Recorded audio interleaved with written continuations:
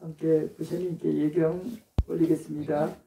나모 타사 바가와토 아라하토 삼마 삼부타사.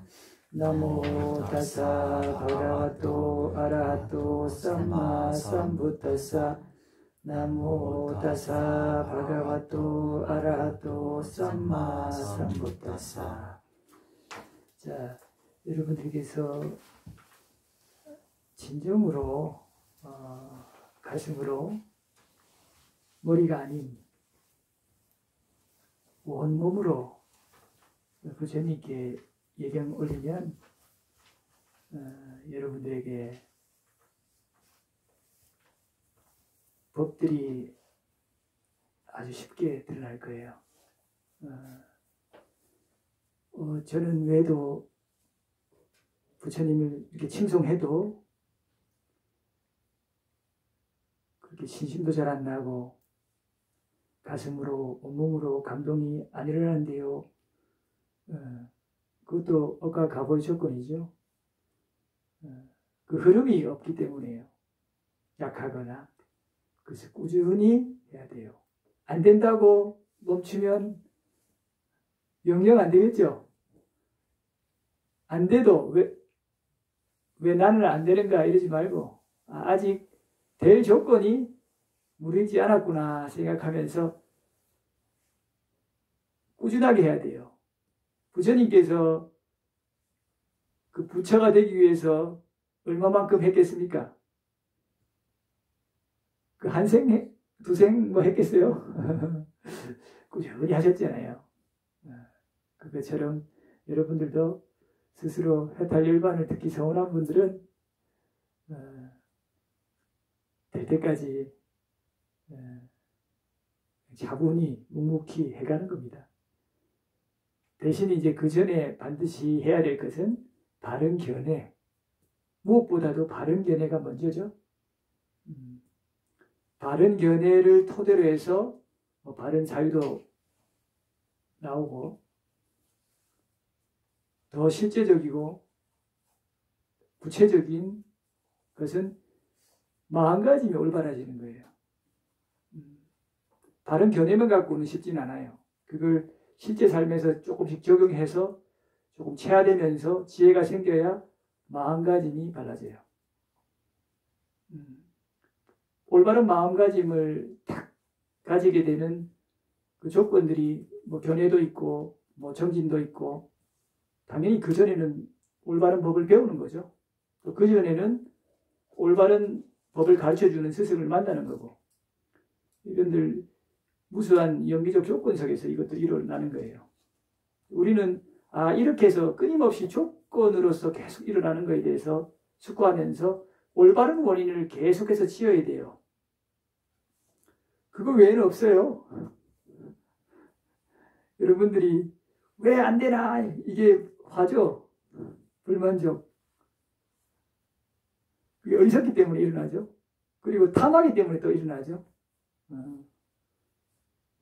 이러면 여러분들한테 손해죠. 때때로는 안 할 수는 없죠. 이런 마음을 안 가질 수는 없고. 그러나 가지더라도 아차 이게 내한테 이익이 없구나 라고 바로 빨리 알아야 돼요. 수행자와 일반인들의 차이는 요 돌이키는 게 얼마나 빠르냐 차이예요. 물론 뿌리가 끊어진 그런 높은 수행자는 논외고요. 일반 열심히 하는 출가자든 제가자든 수행자와 일반인의 차이는 이것이 한없이 늘어지느냐 빨리 바로 즉시에 되돌리느냐 아니면 조금 끄느냐 이런 차이예요. 최대한 오래 안 끌도록. 오래 끌수록 괴롭잖아요. 근데 오래 끌려고 또 할 거죠. 머리로는 아는데 계속 또 실수하죠. 그게 앞서도 설명 계속 드렸다시피 흐름을 만들어야 돼요. 조건식의 흐름. 그 실체가 있는 게 아니라 조건식으로 계속 일어났다 사라지는데 그게 흐름이 생긴다 이 말이에요. 그게 굳이 이제 초기 불교적으로 얘기하자면 잠재 성향이라 그러죠. 번역을 그렇게 했죠. 맞지마니까 일본 같은 데 보면 두 가지 사유경에 보면은 비구들이요 거듭거듭 우리가 사유하면 거기에 대한 잠재 성향이 생긴다 그러죠. 그런 것처럼 이거는 뭐 거기만 나오는 게 아니에요. 도체에 나오는데 거듭거듭 우리가 사유하면 그런 성향이 생겨요. 여러분들도 한번 실체해보세요. 어떤 음식에 대해서 거듭거듭 사유해봐요. 자꾸 그런 표상들이 떠요, 안 떠요? 뜨잖아요. 그거 안 뜬다 하면 이상하지.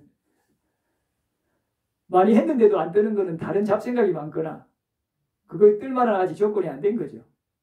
근데 그게 조건이 무르익어 가고 있는 거예요. 그래서 우리가 결코 이런 그 원인을 지은 거에 대해서 결과가 안 나타나리라 하는 거는 사견으로 가는 거죠. 괴로움으로 가요. 반드시 견해를 항상 조건을 지으면 그 조건은 조건 따라 결과로서 나타나게 돼 있다라는 것에 대한. 그러면 바른 견해를 가진 사람들은 올바른 조건을 지어서 올바른 결과가 산출되도록 그렇게 바른 노력을 기울이겠죠. 그게 바른 정진이죠. 자, 이렇게 해서 팔정도가 바른 견해의 토대 위에서 제가자는 제가자의 수준에 맞는 팔정도, 출가자는 출가자의 수준에 맞는 팔정도가 이렇게 서로 돌면서 서로 유기적으로 서로 상호작용하면서 증장되는 거예요. 증장되면서 높아져요, 수준이. 바른 견해가 처음부터 완성되는 게 아니라 정사유, 정어, 정령, 정업, 정명 이런 식으로 정정진 거죠. 정령, 정정 이것들이 서로 상호관계 속에서 점차 함께 향상해 가는 거예요. 물론 어떤 부위 좀 특출나게 좀 더 강화된 형태가 있어요. 우리가 오근오력이라고 하는 거 있죠. 신, 정진, 념, 정, 해라고 하는 이것도 어떤 사람은 신신 쪽이 많이 강화되어 있고 그러면 신신 쪽이 많이 강한 사람은 어떻게 빠져요? 맹신에 빠지죠. 사이비 종교에 잘 빠진 사람은 신신 쪽이 많이 강화된 사람. 정진 열심히만 하면 어때요? 정진하세 열심히 하다 보면 들뜨죠. 바른 견해 토대 위에서 차분하게 해야 되는데 너무 밀어붙이기 시작하면 들뜬단 말이에요. 탐이 붙어갖고. 마음 챙기면 어때요? 열심히 해도 좋죠. 마음 챙기면 아무리 지나치게 해도 부처님 괜찮다 그랬죠. 마음 챙김은 결국 알아차림. 그게 지혜로 연결되기 때문에 궁극적 지혜로서 귀결되는 것이기 때문에 대상과 떨어지는 거잖아요. 우리는 지금 어떤 것이든 다른 오근, 오력들은 대상과 붙는 거예요, 형태가. 삼매도, 선정도 마찬가지예요. 선정도 예를 들자면, 알아차림, 바른 지혜가 현존하면서 가면은 대상과 들러붙지 않은 상태에서 들어가요. 그런데 그게 아니면 선정이 아니라, 자아나가 아니라 몰입삼매 형태로 대상과 붙어버려요. 그러면 그 삼매를, 그렇게 해서 삼매를 많이 닦았다? 그 삼매가 강화되어 있다? 다른 오근의 균형이 없이, 그럼 어떻게 된다? 삼매만 안 닦아봤어요. 게을러져요. 진짜 게을러지는 걸 다 체험한다니까요. 손가락 까딱 안 해요. 가만히 있어요, 이렇게. 보고 그냥 가만히 있어요. 그 삼매를 선방에서 많이 닦은 사람들 보면은, 저도 뭐 짧게 그런 것들을 이제 계속 경험해 왔었는데, 아무것도 하기 싫고, 대신에 그 사람들 장점이 있어요. 굉장히 뭔가 이런저런 좀 욕망들이 많이 눌려져 있어요. 우리는 보면 막 생각들이 팍팍팍 일어나서 바깥으로 향하잖아요. 근데 삼매를 많이 닦은 사람들, 오래 용맹정진하신 분들은 보면은 이렇게 마음이 조금 좀 편안하다, 이런 느낌이 있어요. 대신에 그것만 주로 되면은 게을러진다, 그런 얘기예요. 또 그 오근 오력 중에 지혜만 주로 닦이면 어떻게 돼요? 사람이 교활해지죠. 아주 이 머리가 빨리빨리 돌아가고, 그죠? 그래서 이 오근 오력은 늘 균형 잡혀야 된다고 얘기하잖아요. 그 중에 그것을 가장 중심을 항상 지켜주는 것은 사띠죠. 그렇죠? 사띠는 당연히 알아차림, 그리고 그것이 깊어지면 대상과 떨어지는 형태의 윗바사나가 일어나요. 그렇기 때문에 이것은 아무리 강해도 괜찮아요. 자, 오늘은 또 새로 오신 분들도 있고 해서 우리 진도는 우리 세기경이죠. 페이지가 몇 페이지예요? 174페이지. 2권 174페이지 세기경 알차리인데 우선 전반적인 것들을 지금 개론적으로 알려드릴게요. 자, 지금은 교재 안 하셔도 돼요. 그 부처님께서 제가자분들은 심지어는 출가할 사람 아주 근기가 높은 마가섭 같은 경우에 까사빠가 근기가 뭐 가장 높은 분이죠. 마가사빠를 처음 만나고 부처님께서 만나자마자 와 그래 너는 근기가 아주 높으니까 천안통으로 다 아실 거 아니에요? 너 바로 사념쳐 그래 이렇게 가르쳤을까요? 우리 보통 어떻게 해요? 가면은 바로 좌선 근기가 좀 좋은 사람 같은 경우는 좌선 바로 시켜서 아나파나사티 시키고 하잖아요. 그 아나파나사티 수트라는 가장 수준이 높아요. 대표적인 수행의 세 개경이 있죠. 그 니카야에서. 그 어떤 거예요? 대념처경 혹은 염처경. 이게 마음 챙기기 확립경 이렇게 할 수도 있는데 그 다음에 아나파나사티 수트라. 그 다음에 이제 몸에 관한 마음 챙긴 경이에요. 요거 세 가지가 대표적인 경이고 앞에 두 가지는 이제 자연스럽게 윗바산으로 가서 아랑가로 가는 형태고 몸에 대한 마음 챙긴 경은 삼매를 통해서 신통 쪽으로 가서 거기서 지혜가 마지막에 일어나서 또 아랑가로 가는 이런 구조예요.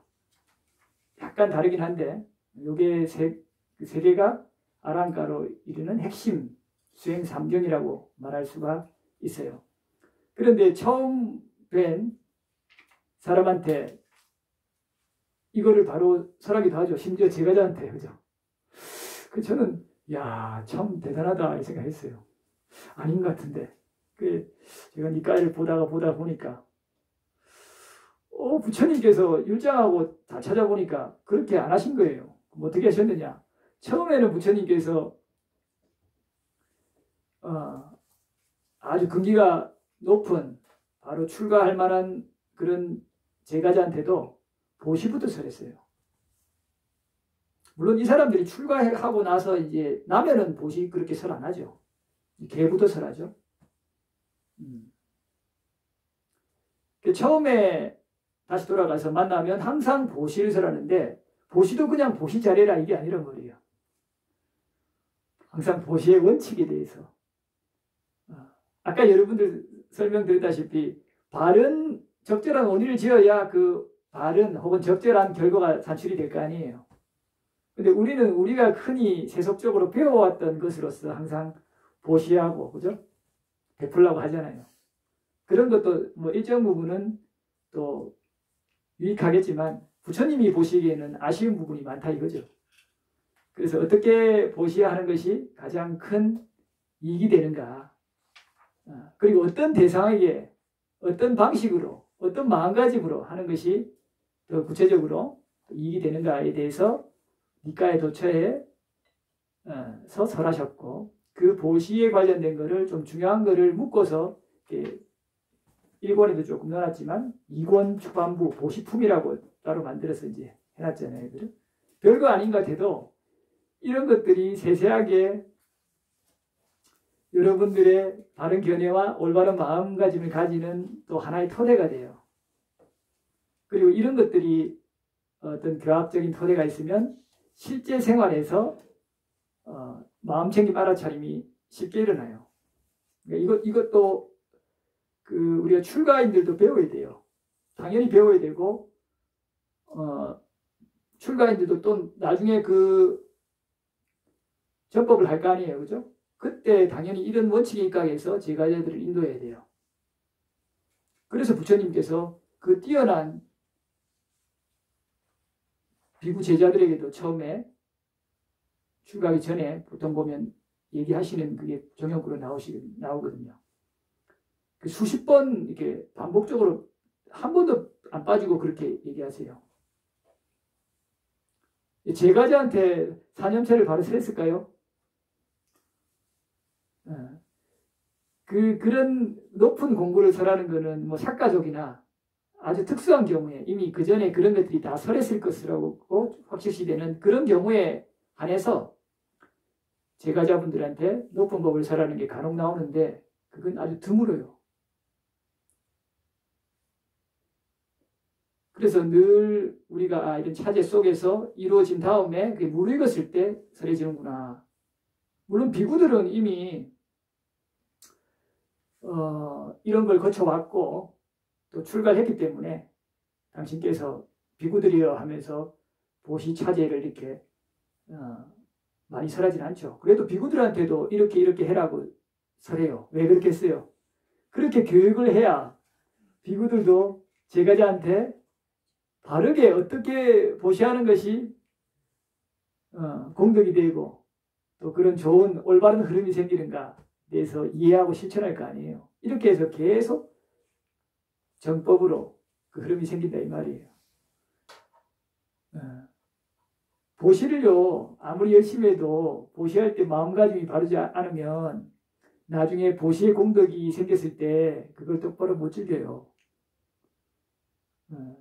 그런 내용들이 다 나오잖아요. 그죠? 그래서 보시의 자 세 가지, 보시하는 자의 세 가지 요소 어떤 거예요? 첫째, 하기 전에 기뻐야 돼요. 할 때 마음이 깨끗해야 돼요. 혹은 청정. 하고 나서 흡족해야 돼요. 하기 전에 기쁘고 할 때 깨끗하면 자연스럽게 흡족해지겠죠. 근데 하기 전에는 기뻤는데 막상 할 때 보니까 딱 마음에 안 들어요. 그러면은 어떻게 되겠어요? 하고 나서 찝찝하잖아요. 그러면 똑같은 보시를 하더라도 그 과보가 올 때 공덕이 많이 주겠죠. 그리고 내가 괜히 했어 이렇게 되잖아요. 처음에 기뻤는데 모르고 기뻐서 했는데 막상 봐보니까 좀 이상해. 보시 받을 대상이. 근데 이렇게 하려고 건넸기 때문에 빼지도 못해. 그래서 했어요. 아깝다 해서 하고 나니까 괜히 했네 되잖아요. 그럼 어떤 식으로 과보가 오겠어요? 나중에 내가 그 보시의 공덕의 과보가 나타날 때 바르게 누릴 수 있다 못 누린다? 공덕은 오는데 못 누리게 돼요. 이상하게 마음이 짜증이 나고 불편하고 이렇게 된다니까요. 견해가 자꾸 사견 쪽으로 가요. 뒤틀려가지고. 실제 그런 사례가 니까에 나오죠. 무자식경이 나오죠. 대표적으로. 상익다 니까야. 그러니까 보시도 별거 아닌 것 같아도 구체적으로 배워야 돼요.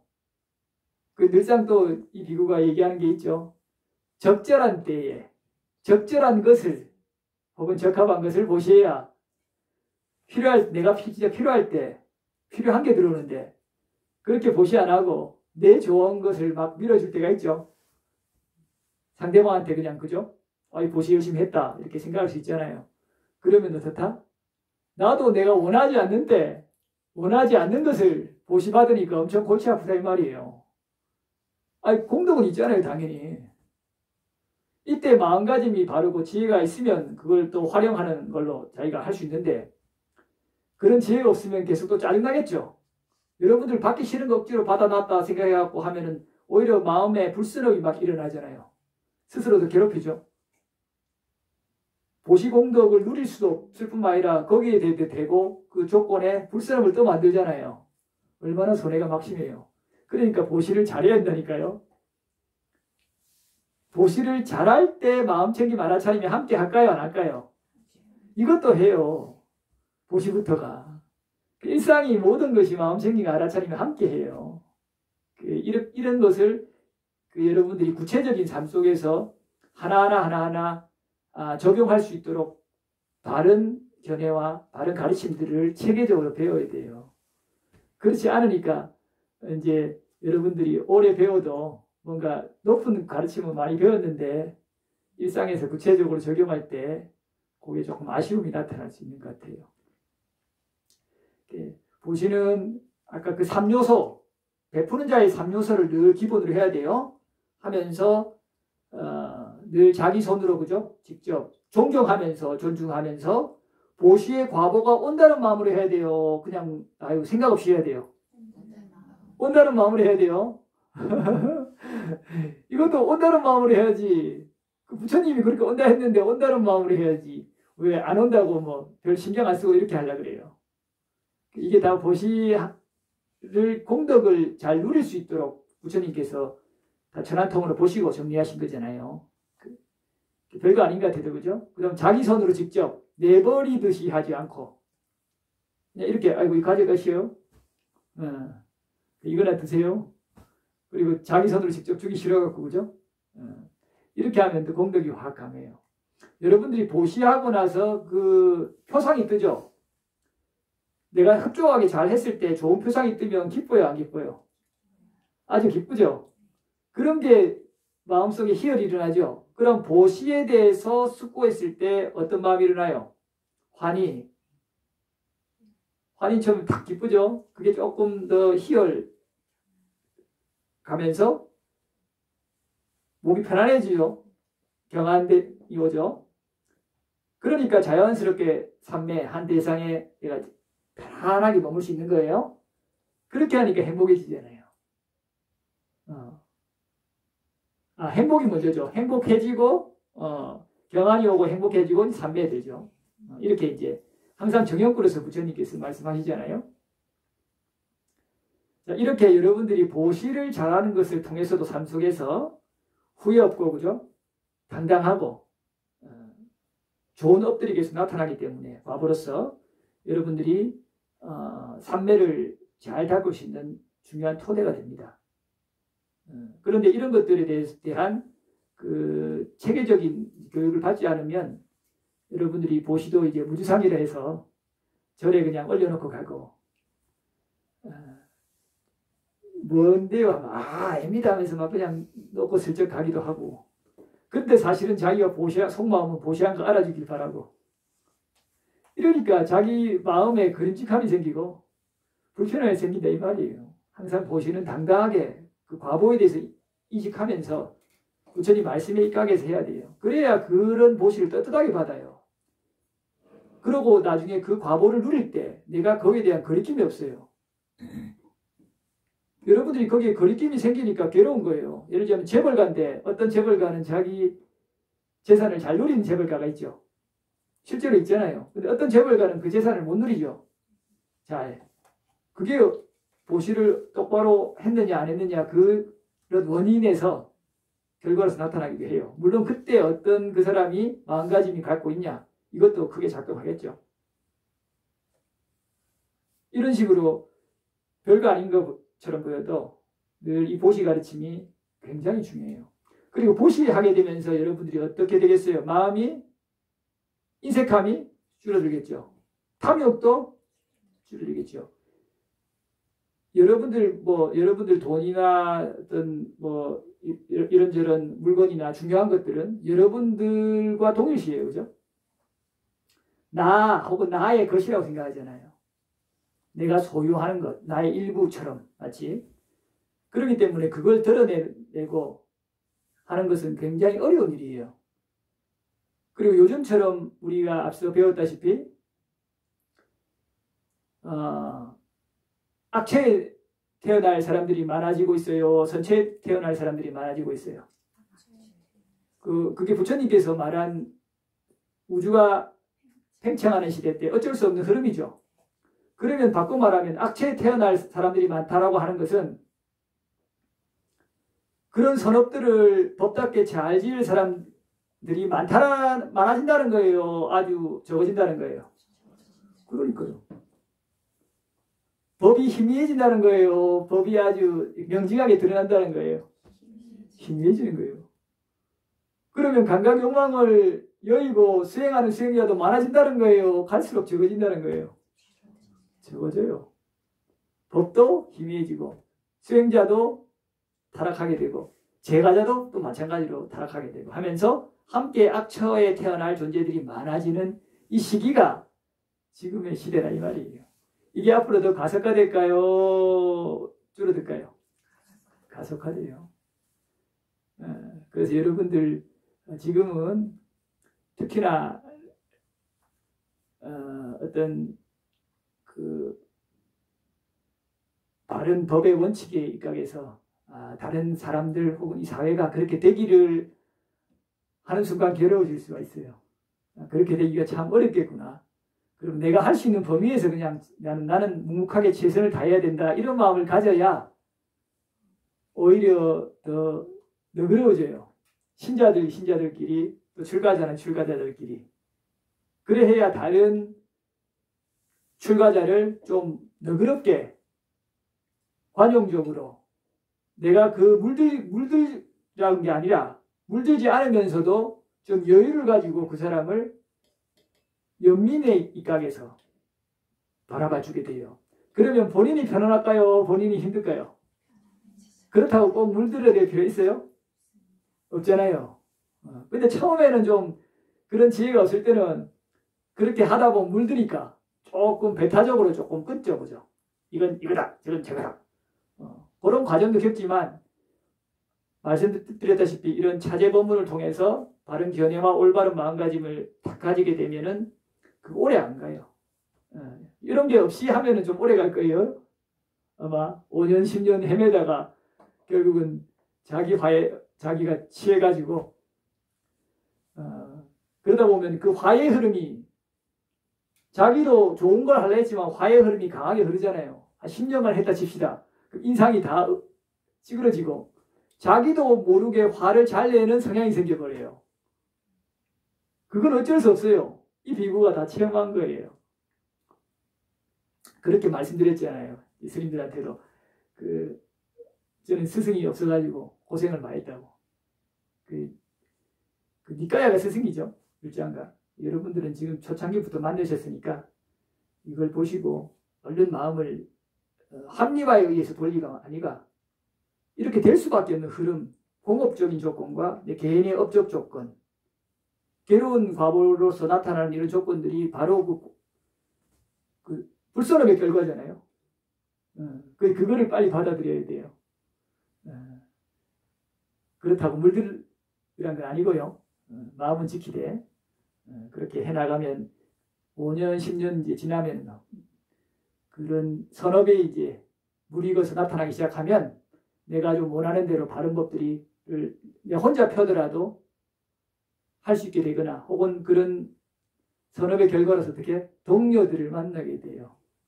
그렇게 방향을 잡고 나는 할 수 있는 만큼 묵묵히 하는 거예요. 뭐 얼만큼의 동료가 생기고 뭐 법이 바로 펴지고 이런 건 생각 안 해요. 지금 할 수 있는 만큼만 부처님 법대로 내가 그만큼 하고 있는 거 아닌가. 물론 이렇게 내가 스스로 혼자 독립해서 하고 싶은 대로 법답게 살 수 있는 그것도 공덕의 조건, 또 노력의 결과예요. 그렇게 하기까지 조금의 노력들을 기울여야 돼요.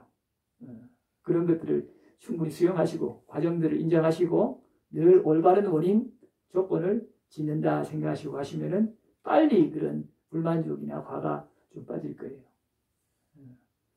뭐 그게 원치 않으면 좀 고생하셔도 돼요.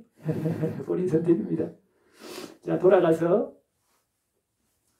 이렇게 부처님께서는 늘 보시의 가르침을 먼저 설하셨죠. 이 보시의 가르침을 이 원칙에 입각해서 아까 여러 가지를 얘기했는데 세 가지만 아까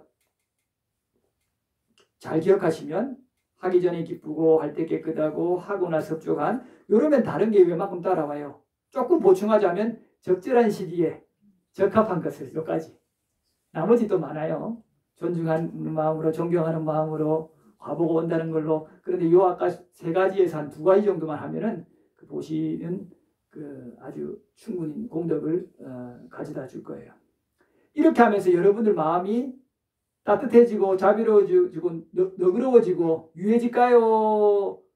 마음이 딱딱하고 인색해지고 빡빡해질까요? 그래요. 그래서 보시에서 여러분들 이런 게 배양된다니까요. 자기가 보시를 하지 않고 계를 잘 지켜서 수행한다? 뭐 할 수 있어요. 그런데 그 마음이 어떤지 알아요? 지켜보면 엄청 인색하고 팍팍해요. 엄청 날카로워요. 이거 보시를 해야 돼요, 자꾸. 그러면 내 그 흐름들이 내가 이걸로 인해서 일단 많은 사람들이 좋아하고 좋은 명성이 따르고 어디 가서나 당당하죠. 이렇게 바로 볼 수 있는 이뿐만 아니라 내세에는 선처해 가겠죠. 그런데 그것뿐만 아니라 내면에 흐르는 흐름들이 어떻다고요? 인색감이 줄어들고 탐욕이 줄어들고 유해지고 자비로움이 조금 배양되고 이렇게 간다 이 말이에요. 그 보시도 수행이에요. 뭐 낮은 단계긴 하지만. 지혜로운 숙고를 통해서 부처님이 말씀하신 대로 입각에서 보시를 행하면 이게 결국 수행의 토대가 돼요. 이것도. 자, 그런데 보시를 아무리 여러분 열심히 해도요. 어마어마하게 해도 여러분들이 악체이 날 수도 있어요. 어떻게 하면 그렇게 되겠어요? 계를 안 지키면. 그 자느소니 경에도 나오고 그죠? 여러 경에서 나오죠. 보시를 아주 열심히 했는데 계를 안 지키면 어떻게 난다? 악체에 나서 예를 들면은 코끼리나 말들의 동료로 나는데 거기서 먹을 걸 충분히 얻어요, 못 얻어요? 여러분들 요즘 보면은 어떤 그 유명 인사 뭐 강아지 보면은 뭐 집을 몇 억짜리 지어주고 최고의 인간들보다 더 좋은 소고기나 뭐 이런 거 먹여주잖아요. 그렇게 돼요, 그죠? 그 원해요? 그렇죠. 고통 없이 그죠. 아주 상전이잖아요. 그래도 그렇게 한번 자기가 받는다 이러면 공덕 소모를 엄청 빨리 하는 거죠. 그리고 그렇게 자기가 그 대접받고 하면 그나마 애완견들은 약간의 공덕을 지을 게 있어요. 계속 좋은 과보로 오니까 몸은 뭐 애완동물로 됐지만 주인을 잘 복종하고 따르고 이게 또 약간의 공덕이 되잖아요. 그런데 일반적으로 우리가 축생계에 나면은 선업을 지을 기회가 있어요, 없어요? 당장 야생만 보세요. 다 생명만 보면 자기보다 약한 존재들은 죽이려고 그래요. 나한테 사랑스럽지 그 개들 착한 개라고 얘기되는 대표적인 종도 예를 들면 뭐 콜리 같은 리트리버인가? 리트리버 같은 종이 착하잖아요. 주인한테 착하죠. 인간한테 착하죠. 다른 조그만 동물은 그냥 그 생각 없이 그냥 죽이거나 물거나 해요. 그렇게 일반적으로 축생계에 가면 우리 어리석은 자와 현명한 자 경마치마니까에서 봤듯이 약육강식만 있다 그러죠. 물론 아주 극소수는 아까처럼 좀 선업을 지을 수 있는 조건이 되긴 하지만 인간의 보호 아래 있다 보니까 근데 일반적으로는 약육강식이죠. 어떻게 선처로 올라오겠냐 이 말이에요. 그러니까 여러분들이 그 악체에 나는 데 대해서 늘 두려움을 가져야 돼요. 내가 저기 나면 골치 아프다라고. 한번 났다 하면은 여러분들 다시 올라오는 것이 쉽다 어렵다. 어려운데 어려운 정도가 그 맹구목이라 그러죠. 눈면 거북이가 수면 아래에 있다가 한 번씩 또 올라서 망망대에 널빤지 이렇게 있는데 거기에 목 구멍이 있는 거기에 딱 끼어가지고 숨쉴 그 확률인데 그 확률도 거의 헤아릴 수 없는데 그것도 100년마다 한 번씩 온다 그러죠. 어느 정도의 확률이겠어요? 거의 상상할 수 없죠.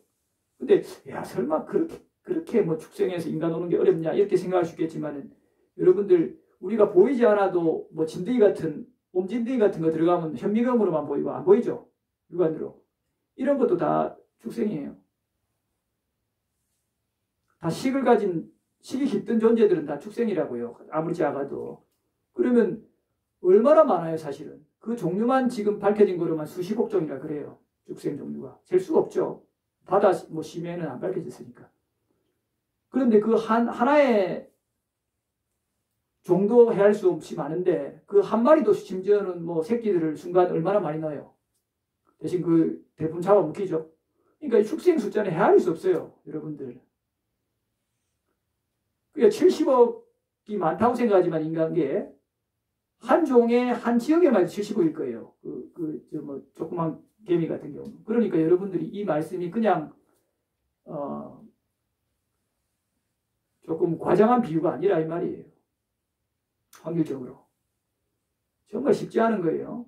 우리가 인간으로 태어났고 더더욱이나 이렇게 특히 바른법을 몸이 건강할 때 그래도 만났다는 것 자체는 매우 매우 희귀한 일이기 때문에 부디 정법을 만났을 때 방해하지 마시고 열심히 공부하시기 바랍니다. 자, 아까 다시 돌아가서 그러면 내생을 결정하는 핵심적인 토대는 뭐라고요? 개죠. 보시도 물론 일부 도움이 돼요. 압도적인 보시를 행했다. 그러면 내생에 태어나는데 상당히 기여를 하겠죠. 그 케이스가 실제 어디 나와요? 무자식경에. 따까라시키 벽지불한테 공약물을 올렸다가 에이 이거 하인이나 줄 걸 이렇게 스스로 후회했지만 그래도 그 부처님한테 바쳤기 때문에 그 공덕의 힘이 너무 강해서 천상에 7번, 인간에 7번 나버리잖아요. 이렇게 강력한 보시를, 어마어마한 보시를 해버리면 그렇게 그 힘으로도 가지만, 개가 약해도. 그렇지만 일반적으로는 여러분들 부처님 혹은 벽지부를 만날 수가 없죠. 그것도 거의 가능성이 없어요.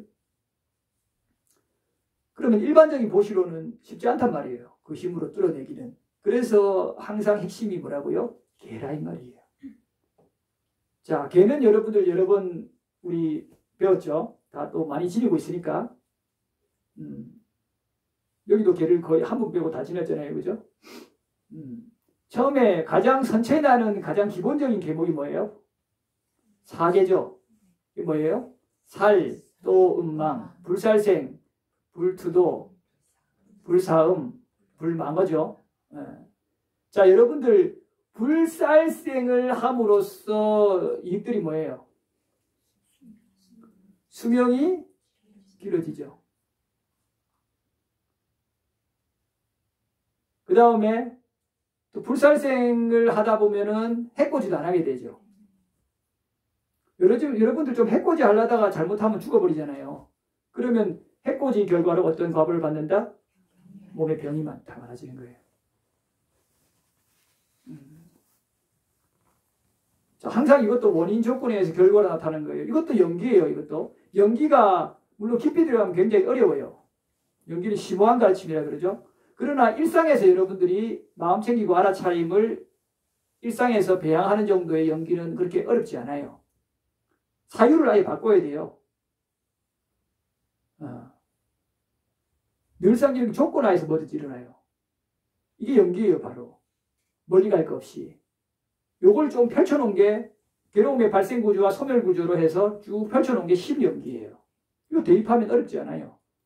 뭐 깊이 들어갈수록 좀 어려워지는데 일단 요거를 기본적인 이해를 통해서 삶에 적용을 하게 되면 그것으로서도 여러분들은 거의 선업의 흐름이 생기게 되는 것을 체험할 수 있어요. 물론 노력은 충분히 기울여야 돼요.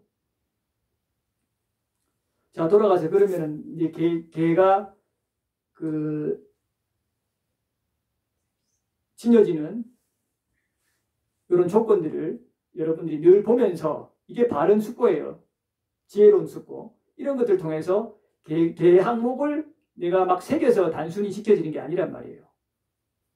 개를 지녔을 때 이게 어떤 이익이 있고 개를 내가 어겼을 때 어떤 손해가 있는가 이런 것들에 대해서 우선 숙고해야 돼요.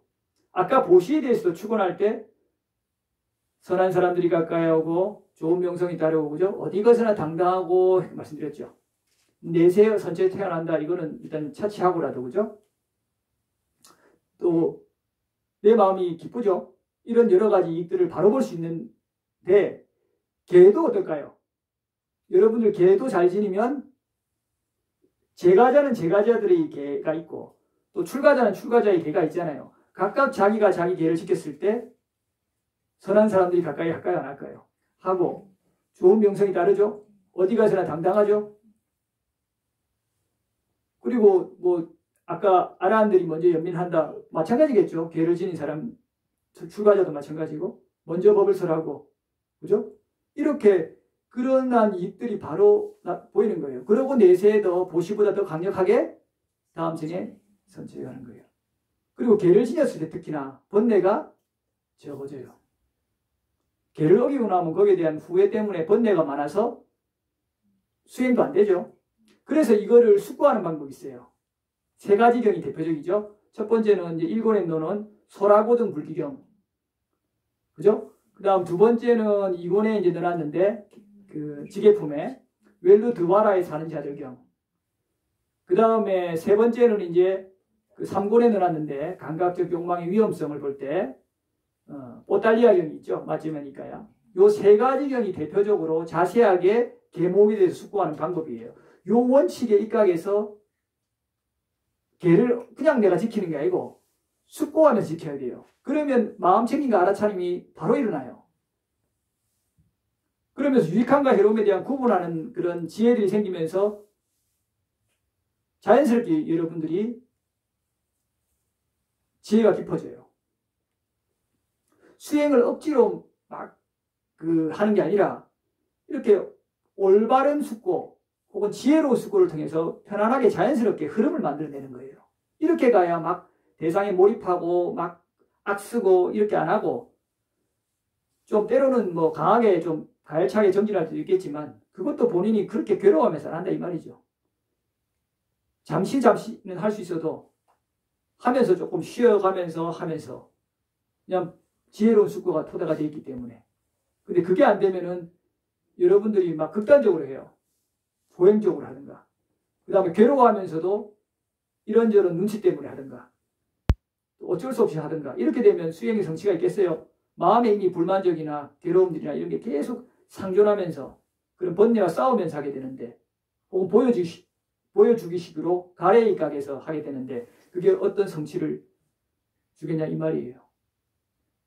다시 돌아가서 올바른 원리만 계속 짓는 거예요. 그냥 어떤 걸 기대하는 게 아니라요. 이만큼 내가 수행이 된다, 이만큼 내가 선정을 얻는다가 아니고, 그 선정을 얻기 위해서 선정을 왜 얻어요? 그것도 바른 목적이 필요하죠. 견해가 필요하죠. 번뇌를 소멸하기 위해서 그 과정으로 선정을 닦는 거예요. 그죠? 깊이 있게 대상들을 보고 대상에 들러붙지 않기 위해서.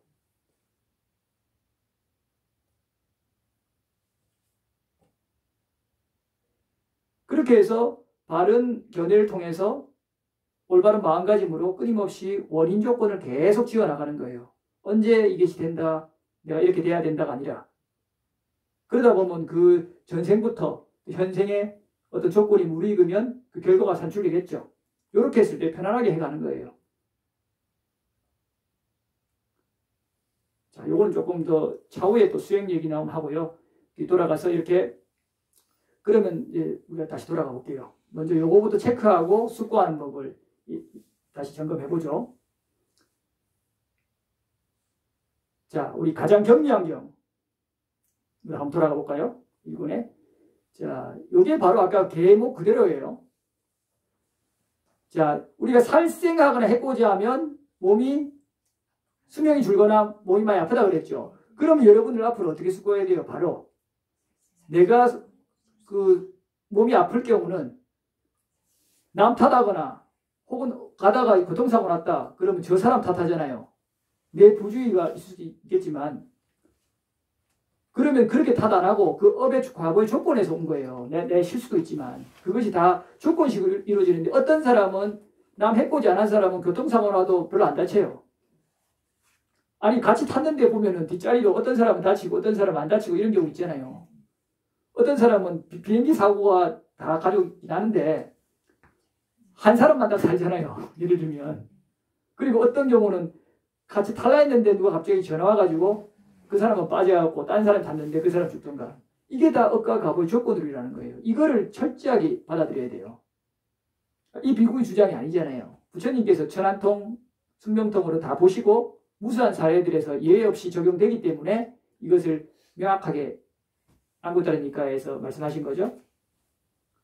자, 그럼 그렇기 때문에 여러분들이 이런 일을 겪을 때마다 내가 뭔가 몸이 아프거나 혹은 남에 의해서 내 몸이 좀 다치거나 이런 게 올 때 아, 내 탓이다. 이래도 그것도 어리석은 어가요. 내 탓이 아니라 조건식에 의한 거죠. 업과 과보에 의한 조건식에서. 그 다음 남 탓하면 더 어리석어지죠. 화도 나고 거기다가. 더 마이너스죠. 그럼 누가 괴로워요? 자기가 괴롭잖아요. 제2의 화살을 맞는 거죠.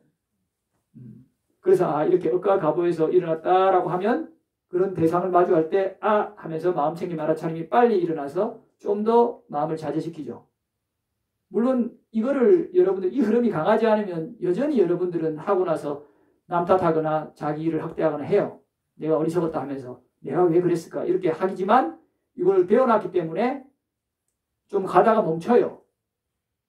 그리고 숙고가 일어나고 그래서 그런 마음들이 조금 줄어요.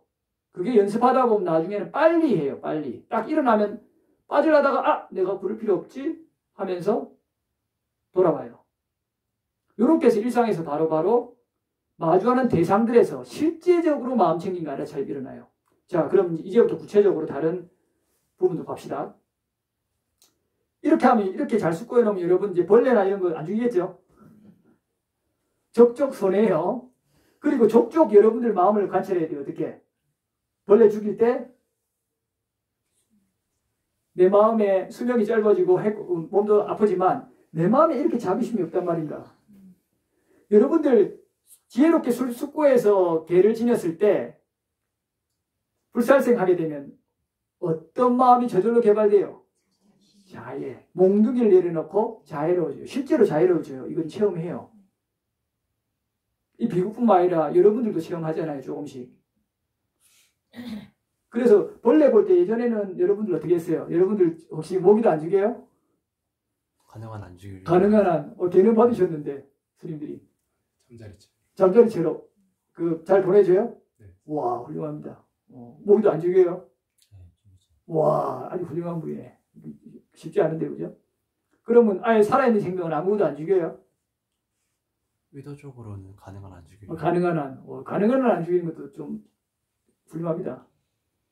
다른 분들은 안 죽이셔요? 아니 그게 쉬운 게 아니에요 지금 사실은. 그러니까 바르게 지혜롭게 숙고해서 이런 흐름들이 계속 흘렀을 때 어떻게 변하냐 하면 단순히 안 죽여서 이렇게 보통 귀찮아서 보내잖아요. 내가 개를 받았으니까. 이게 아니라 자애로움이 흘러요. 연민이. 그래서 굉장히 배려해줘요. 그래서 웬만하면 살아요. 같이 벌레가 있어도. 그래 니 춥지? 그래 너 밟히지 마라. 살자. 근데 좀 귀찮으면 좀 자칫하면 밟히잖아요. 또. 그러면 살짝 보내줘요. 미안하다. 조심스럽게 안 놀라도록. 이런 마음들을 다 관찰하고 알아차리면서 해준다 이 말이에요. 그러니까 뭐 벌레 안 죽이고 뭐 이런 거 자꾸 불살색 얘기하면 약간 유치하게 보는 사람들이 많아요. 그 지혜롭게 숙고하면서 거기서 일상 삶에서 바로 마음챙김 알아차림이 일어난다니까요. 또 자비심이 얼마나 있는가. 그때 내가 뭐 모기나 바퀴벌레를 마주했을 때 얼마나 마음에 불쾌감이 일어나는가. 느낌 관찰하고 또 거기에 내가 아기가 화가 일어나는가. 마음 관찰하고 이게 바로 일어나는 거라니까요. 근데 지혜로운 숙고가 되고 이러면 거기서 다 체크해줘요. 탁 마음챙김이 바로바로 일어나줘요.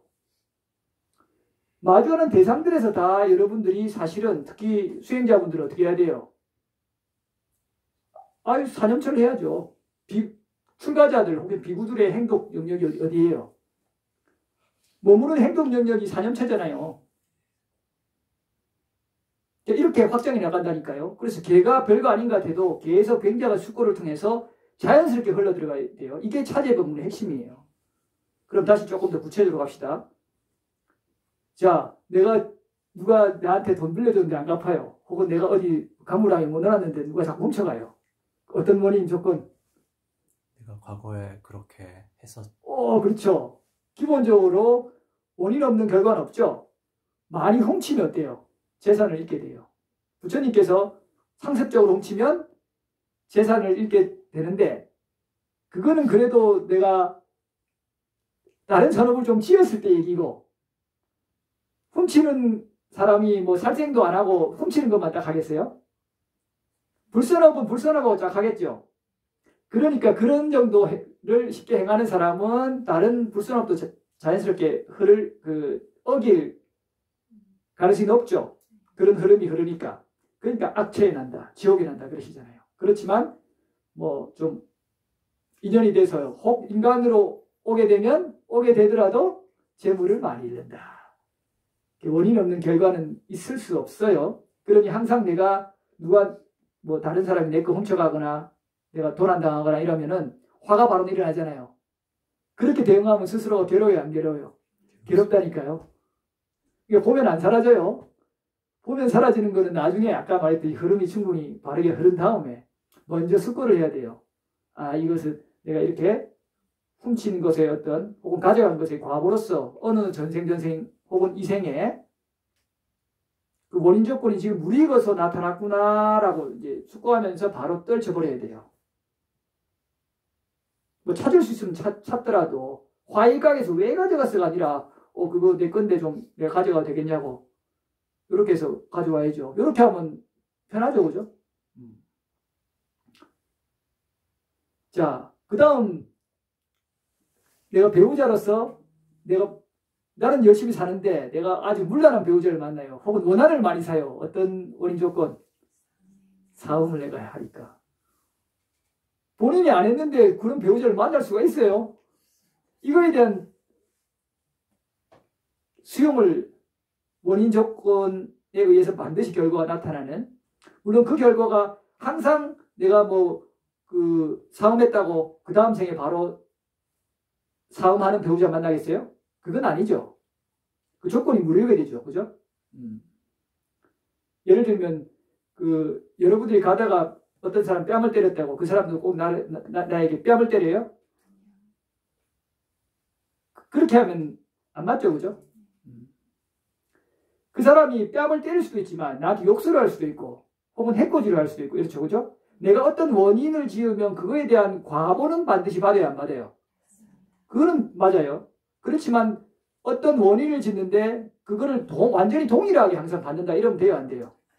그건 안 맞아요. 왜냐하면 원체 억과 가보가 뿌리 깊고 다양하기 때문에 그 조건 하에서 또 과보는 바뀌어서 나타날 수 있어요, 다르게. 그러나 거기에 대한 과보는 반드시 받아야 돼요. 자, 그럼 이제 빨리 넘어갈게요. 이제 거짓말을 했다. 그럼 어떤 과보를 받아요? 내 말을 거짓말인데 듣기 싫은 소리 정도 될까요? 그렇죠. 구설수. 사실이 아닌 것으로 비방받아요. 그럼 다시 사실이 아닌 걸로 막 비방받고 누가 얘기하면 내가 화나죠. 또 가서 그거 아니다. 물론 해명은 해야겠죠. 근데 어떻게 차분하게 이게 억과 가로 나타났구나라고 알아차리면서 차분하게 사실은 이만저만해서 그런데 그거는 사실이 아니다 하고 하면 되는데 보통 그래 안 되죠. 성질로 가잖아요. 누구 손에. 또 이제 번뇌가 증가된다니까요. 그러면서 그 사람 해코지하면 어떻게 원한으로 갚게 되는 거니까 다시 원한이 생기겠죠. 이렇게 가는 거예요. 그래서 원한으로 갚을 수 있어요, 없어요? 없습니다. 없다고 부처님께서 법국경에서 말씀하셨죠. 그러니까 이게 이 법을 바로 배운 여러분들이나 수행자분들은 어떻게 그런 것이 원한에 의해서 나타났건 억과 가보에 의해서 나타났건 거기서 일단 멈춰야 돼요. 그죠? 지혜롭게 숙고해서 자연스럽게 마음 챙기고 알아차리고 일어나서 순간에 화는 일어나겠지만 그게 거친 업으로 확장되지는 않는다 이 말입니다. 일상에서. 그 다음 여러분들이 우정이 깨져요. 10년 우정이 이렇게 잘 하다가 갑자기 어떤 원인 조건 우정이 왜 깨지겠어요? 이간질. 그렇죠. 이간질 시키면. 그러니까 여러분들이 이간질을 많이 해놓았다 전생에. 그럼 이상하게 나도 누구한테 이간질 받아갖고 우정이 쉽게 깨지는 거예요. 여러분들이 이간질을 아주 기쁜 마음으로 혹시 할 수 있겠어요? 안 되죠. 화일각에서 하잖아요. 일단 화두 기반하고 그죠? 강렬한 원망, 증오 이런 게 따라오잖아요. 정도에 따라. 그러면서 험담하다가 험담을 넘어서서 험담 정도로 안 풀리면 이간질까지 가잖아요. 그죠? 험담은 좀 낫죠, 그래도. 여러분들이 아까 안 좋은 소리 많이 듣는다 했는데, 욕설이죠. 욕설이 보통 하게 되면, 이제 뒤에서 하게 되면 험담이잖아요. 그 면전에서 여러분들이 욕설이라 하면 여러분들이 생각하는 그냥 쌍욕만 있는 게 아니라 조롱하는 거. 너 머리가 참 커. 눈이 참 뭐 왕눈이야. 그죠? 그 다음 이름 가지고 좀 바꿔가지고 말하는 게 다 조롱이 욕설이에요. 부처님. 욕설 범주에 들어갑니다. 이렇게 하면 상대방 기분 나쁘죠? 그러면 당연히 나도 그런 식의 어떤 모욕적인 발언들을 듣게 되겠죠? 이렇게 억과 가보가 드러나요. 그럼 지금 요거에 별거 아닌 것 같아도 이렇게만 생각하면 안 돼요. 숙고해야 돼요. 어떻게? 앞으로 나한테 그런 것들이 일어나면 또 과거에 많이 일어났잖아요. 어떻게 숙고해야 된다? 바로 내가 모욕적인 욕설이나 어떤 조롱이나 이런 불필요한 이런 언사들을 많이 했구나라고 바로 숙고를 해야 돼요. 그렇죠? 이게 억과 가보에 대한 바른 이해죠. 이게 바른 견해에 의한 바른 마음가짐이죠. 그런데 일상에서 이렇게 촘촘하게 우리가 선정 잡는다고 앉아도 있기도 하고 심지어는 윗바사나 한다고 막 대상을 막 보려고 이렇게 하기도 했지만 사실 막상 이런 일상에서 겪는 소소한 거에서 바로바로 이렇게 바른 숙고를 해서 마음챙김 알아차림을 많이 하려고 안 했잖아요. 안 하니까 일상에서 잘 안 되는 거예요. 일상에서부터 해야지. 일상에서부터 차근차근 제가자부터 하잖아요. 지금은. 하니까 이걸 토대로 해서 단단해지면서 개가 확립이 되니까 어떻게 후회가 별로 없죠. 그런 상태에서 선정을 개발해야죠. 순서가 좀 잘못된 것 같아요. 보면. 아니면 너무 근기가 뛰어나거나. 자, 그리고 여러분들 사람들이 내 말을 잘 안 들어줘요. 나는 분명히 합리적이고 올바른 말을 하는데 그럼 어떤 잡담. 그러니까 잡담이라고 하면 쓸데없는 말, 유익하지 못한 말, 귀담아 들을 필요 없는 말, 가슴에 새겨 들을 필요 없는 말, 무익한 말 이런 것들을 다 잡담이라 그래요. 예를 들면 여러분들이 뭐 요리 전문 지식 가지고 이제 요리 서로 공유하는 거는 잡담이 아니죠. 여러분들은 잡담이죠. 그렇잖아요. 맛집 공유하고 이런 거 안 하는 게 좋아요. 그거 혹시 하죠? 맞죠? 앞으로는 이거 별로 해롭다 이러고 그리고 이 자동차를 차고 다니더라도 뭐 이 차 저 차 뭐 너무 그런 거 안 하는 게 좋아요. 내가 부득이 차고 다니더라도 항상 이것은 내가 감각 욕망에 기반한 것이고 이것을 잘 활용해서 잘 뭐 쓰는 거는 또 이익도 있지만 나한테 그만큼 본분에서 벗어날 수 있는 여지를 줄 수도 있다라는 항상 경계심을 가지고 주의하면서 활용을 해야 돼요. 다른 그 도구들 마찬가지죠. 테크놀로지. 전 잘 모르는데 아직 많죠. 그런 거에 좀. 늘상 그런 거에 대한 주의가 필요해요. 조금만 하면 방심하면 끌려가요. 그러면서 결국 감각 욕망으로 흐르게 되니까 이미 어느 정도 흐름이 생겨버리면 어떻게 된다? 그걸 거스르기가 너무 어려워서 우리 전도된 인식에 의해서 계속 왜곡시켜요. 대상을 환미하고 왜곡시키고 이것 때문에 그 열심히 수행한 사람도 어때요? 아주 훌륭했다고 보이는데 그 조건식으로 계속 물주다 보면 나중에 법문은 엄청 잘하시는데 실상 삶은 괴리가 확 일나잖아요. 그러니까 다른 사람들이 실망하고 있잖아요. 그 어쩔 수 없어요. 그게 뭐 어쩌다가 일어나는 거면은 그 사람 잘못이다 할 수 있지만 그게 대다수가 그렇게 일어난다 이 말이에요. 그래서 늘상 이런 일상에서 바로바로 마음 챙기고 알아차리며 하는 것을 항상 배양해서 토대를 쌓아가면서 단단하게 해야겠다. 이것이 결코 느린 게 아니에요. 오히려 제가 보기에 더 빨라요. 빨리 누가 선정 얻었다 뭐 해줬다 그 사람 무너지는 거 너무 많이 봤어요. 많이 보겠죠. 그죠? 소문이 났는데 한 5년 지나고 보면 이상하게 변해 있어요. 그렇게 선정 얻었다고 하니까 어떻게 돼요? 또 그 율장에서는 그런 걸 얘기하는 게 아니에요. 예. 율장 토대가 안 돼 있으니까 이제 그런 부분도 생기고 율장이 있으면 확 다 막아주거든요. 거의. 그래서 감각 욕망에 빠질 게 거의 차단돼요. 그런데 그런 토대도 없는 데다가 그걸로 인해서 어떤 게 따라와요? 이득, 종견, 명성. 부처님께서 한 50회 이상 상유자니까에 이득, 종경, 그 상유자에 보면 이득과 종경, 명성은 아주 무섭다고. 여러분들 나라에서 가장 아름다운 미녀의 유혹은 혹은 아름다운 미남의 유혹은 뿌리칠 수 있어도 이득종교 명성은 안 된다고 그랬어요. 아람까지도 성가셔져요. 아람이 돼야만 괜찮아져요. 그런데 하물며 범부들은 어떻게 했어요? 당연히 좀 얻었다고 유명세에 생기면은 푹 빠지죠. 율장에 있으면 상당히 막죠. 율장 인서도 근데 힘들어요. 근데 없으면은 더 획 자빠지는 게 너무 당연한 거라고 어쩔 수 없이, 그죠? 일어날 수밖에 없는 조건식이라고 좀 이해해서 여러분들이 좀 품어야 돼요. 그래야 여러분들이 요즘 어떤 시대의 수행자들을 좀 연민으로, 자애로 좀 받아들일 수 있게 됩니다. 자, 여기까지 하고 좀 10분 쉬었다가 계속 좀 이어서 하겠습니다. 요거 좀 꺼주시겠어요? 우리가 수동이에요.